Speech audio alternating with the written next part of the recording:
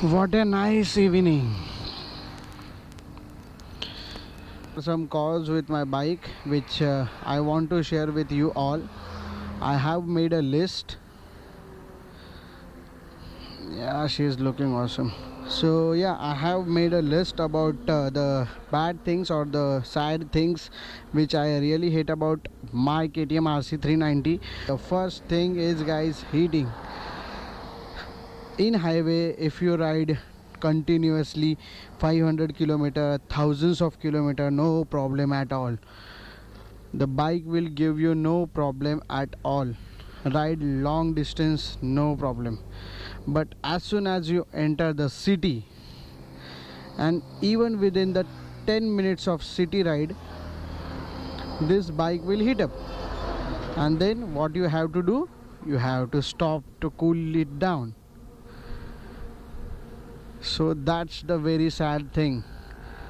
Even 10 minutes, just 10 minutes of traffic, even if you are touring on it, you are covering highway distances, you still have to go through some cities. If there is lots of rush in that city and you have to make your way through the traffic, this bike won't help you, because within 10 to 5 minutes this bike will heat up. The high liquid temperature will shown to you, and yeah, it will die. So you have to cool it down. Now my next point is a 10-liter tank. Yeah, this tank which KTM provided for the RC390, I better step to this side because the vehicles are really going crazy on this road. So the 10-liter tank, guys, this 10-liter tank provided by the KTM RC390, it's really very low, because you can hardly cover a 200 kilometer on it. Even in Duke you can cover 220, but on RC hardly 200. So it's a very negative point.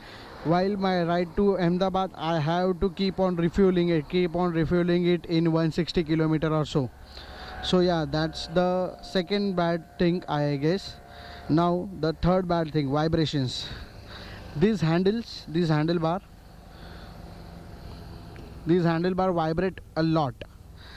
These handlebar really vibrates a lot. Means when you are come from your weekend trip, or you come from your long ride, at least 5 to 6 hours your hand will be vibrating, and you can feel the vibrations in your hand. Trust me, guys, you really can feel some vibrations in your hand after riding this beast for a longer time. Because if you are riding a long distance and every night you have to spend with the vibrating hands, means the painful hand, no man, it is not at all good. Now let me talk about the rear seat gap. Let me show you correctly. Yeah, you can see this gap over here. This is a really eyesore, guys. This look really bad, because this bike is so nicely built and so pretty, I would say, but this gap really means make me unhappy about this bike. The next thing, rear seat gap is done. So the next thing, the seat which you see on my bike is aftermarket one. I made this seat. The video I am going to make, that what are the changes I have done to my RC390, in which you will see what I did with my seat. But in the stock seat, it is very small, very small, and it not at all comfortable. There is no cushioning, nothing, and it's very uncomfortable. Even after 50 minutes of ride, your ass will keep on paining that stop for the rest. So yeah, the seat is really very hard and not at all comfortable. And I can understand that it is a sports bike after all, but yeah man, at least a little bit of comfort will be always appreciated. The next thing, The windscreen, yeah, the windscreen. There are lots of things going on with this windscreen. Cause firstly, you cannot wash it. Means if you have ever try to clean these gaps on your RC, you know what I am saying. You need a water gun for it to actually clean it properly. And my bike is around 1 year and 2 months old hardly. So this windscreen is becoming yellow. I don't know what's wrong with it, but the new windscreen and the 1 year old windscreen, will look very yellowish. That's why I have to do this job.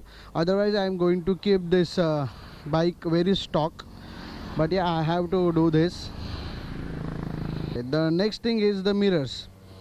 These mirrors are so tiny, man.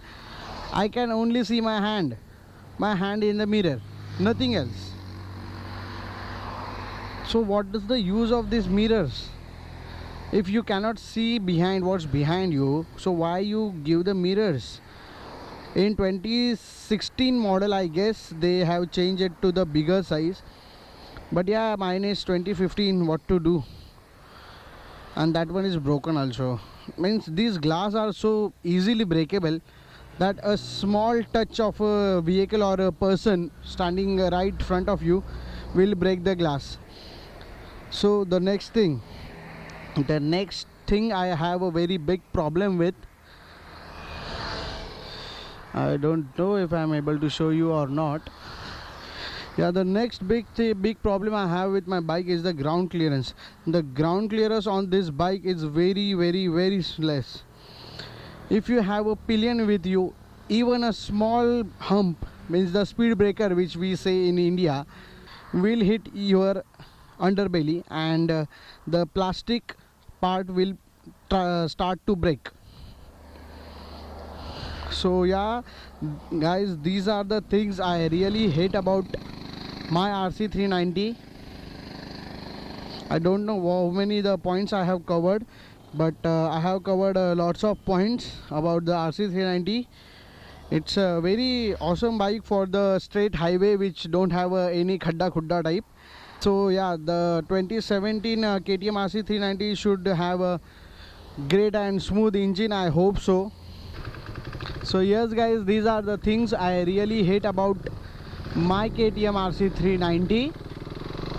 Thank you for watching this video. Do share this video who are looking for the RC390, and yeah, bye bye. Yeah.